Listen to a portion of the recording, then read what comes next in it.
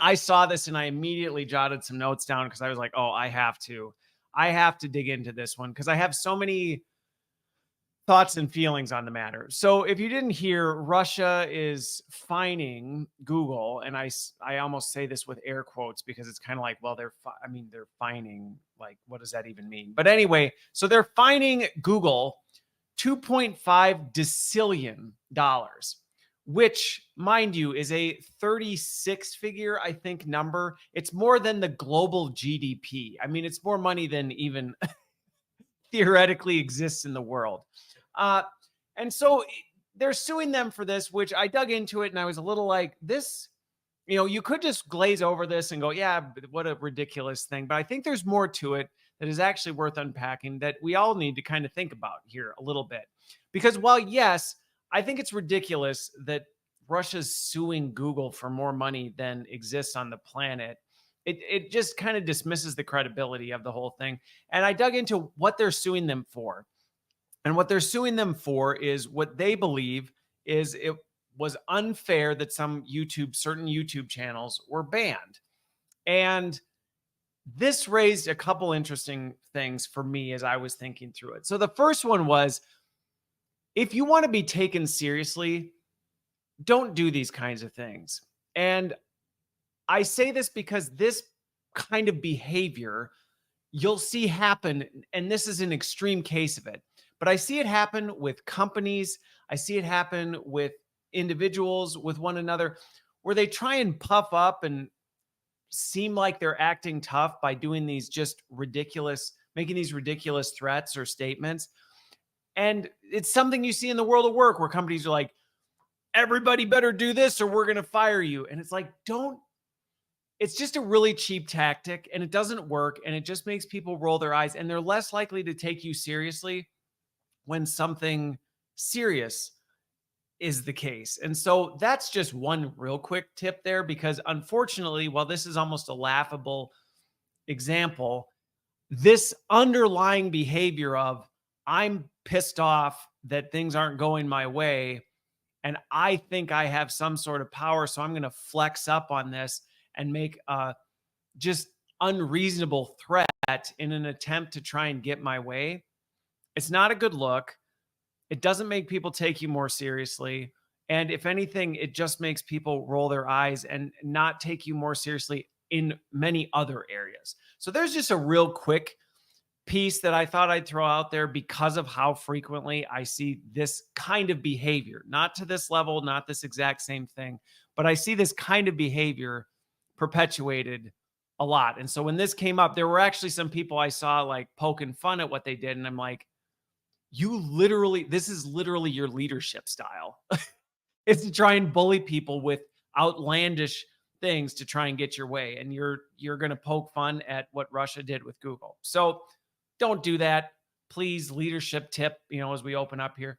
But here's the other one that I think is a deeper issue that we have to think about when we think about some of these technology platforms. So yes, it's ridiculous that Russia is suing for $2.5 decillion. Sure. Is there any way they can enforce it? No.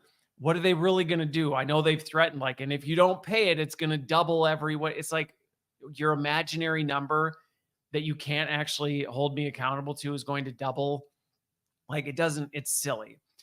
But here's the thing it does bring up that, again, is an underlying behavior I think all of us need to wrestle with. And at some point, I think we're going to have to figure out some of the legality of this, because what it raised for me is the question, is technology a right or is it a service? And I think we have to dig into that, because when you really think about their claim, what they're saying is your platform that we use for free, and technically, no, YouTube's not free because they're getting data and whatever, but you're not paying anything. If you don't have a YouTube channel, I'll just share the behind the scenes.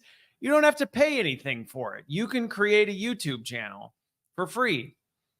So you're suing because they turned off your YouTube channel that you were getting for free.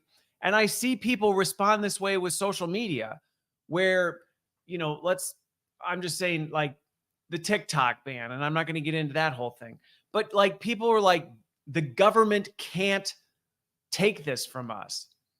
And it starts to raise the question of, are these technology platforms really a right? And what authority should the companies have in enforcing their terms of service? When do you really have a legal right to fight back against it? You're using, in many cases, they're free tools. I don't know very many products, or let's say a theme park or whatever. If you go to a theme park and you go, well, I'm at this theme park and I want to spray graffiti all over the rides and I want to shove people, you'd get kicked out of the park. And if you tried to go back and you called the police and said, they kicked me out of the park, and they go, well, why?